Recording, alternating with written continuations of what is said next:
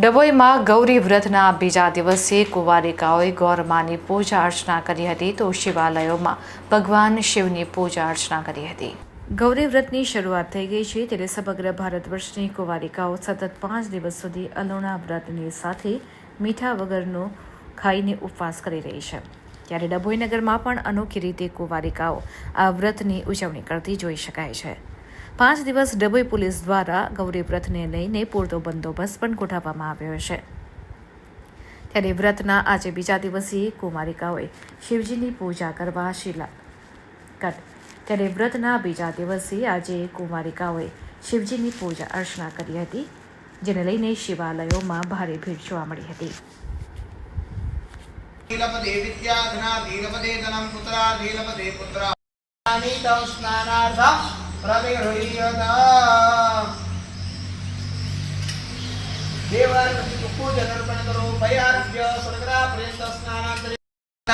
समर्पयामि पंचामृत स्नानम भगवान ने पंचामृत अर्पण करवानो, भगवान ने दूध लाया तो दूध अर्पण करवानो।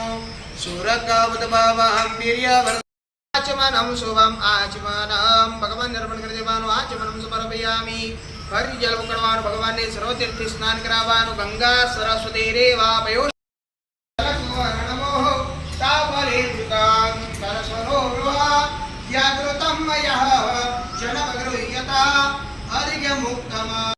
भगवान ने पीवा માટે જલ અર્પણ કરીએ। મનમાં ભાવ રાખીશું તવરમાયુજ સેવન જન દ્રૌપદી સન્નિભ સંબહંતિ।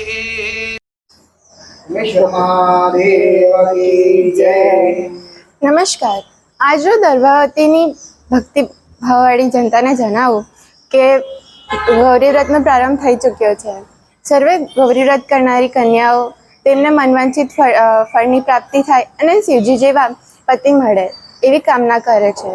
આ વ્રતનો પ્રારંભ અષાઢ સુદ 13થી થાય છે અને અષાઢ સુદ બીજના દિવસે અંત પામે છે। આ વ્રત 5 દિવસ કરવામાં આવે છે અને સર્વે ભક્તિપૂર્વક આ વ્રતની પૂજા અર્ચના કરે છે। સર્વે વહેલા ઉઠીને સવારે શિવજીની પૂજા કરે છે અને પૂજા બાદ ફળાહાર કરે છે। આ વ્રત માતા પાર્વતીએ શિવજીની પ્રાપ્તિ માટે કર્યું હતું। એમને શિવજી જેવા પતિની પ્રાપ્તિ થઈ એવી સર્વે પૂજા કરનારી અને વ્રત કરનારી કન્યાઓ એવા પતિની પ્રાપ્તિની કામના કરે છે। તેથી હે શિવ પાર્વતીજી, અમ સર્વને ભક્તિભાવપૂર્વક અમે તમારી પૂજા કરીએ છીએ અને અમને બી તમારા જેવા શિવજીની પ્રાપ્તિ થાય। અસ્તુ। सिद्धिनाथ गणेश देव की जय, कच्छ पंजा हनुमान दादा की जय, पंचेश्वर महादेव की जय। ડભોઈની તમામ જનતાને જણાવવાનું કે આજ રોજથી ગૌરી વ્રતનો પ્રારંભ થઈ ચૂક્યો છે। આ વ્રત દર વર્ષે અષાઢ સુદ 13ના દિવસે સ્ટાર્ટ થાય છે, શરૂ કરવામાં આવે છે અને બીજના દિવસે આ વ્રત પૂર્ણ થાય છે અને પછી 5 દિવસ કુંવારી કન્યાઓ અને જે પરણેલી સ્ત્રીઓ હોય છે એ પણ આ વ્રત કરે છે। 5 દિવસ ઉપવાસ કરી 6ઠે દિવસે આ તેમનો ઉપવાસ તોડે છે।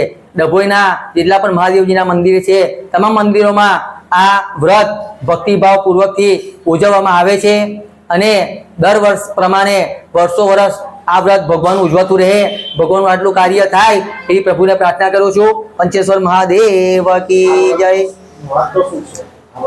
આ વ્રત કરવાથી છોકરીઓને એ ફળ પ્રાપ્ત થાય છે કે એમના જીવનમાં જે કંઈ મુશ્કેલીઓ હોય એ દૂર થાય છે, એમને પણ મહાદેવ જેવા પતિ મળે, સારા પતિ મળે એવી આશાએ અને એમનું જીવન સુખમય રીતે પસાર થાય એ આશયથી ઘણી કુંવારી કન્યાઓ અને સુહાગન સ્ત્રીઓ પણ આ વ્રત કરે છે।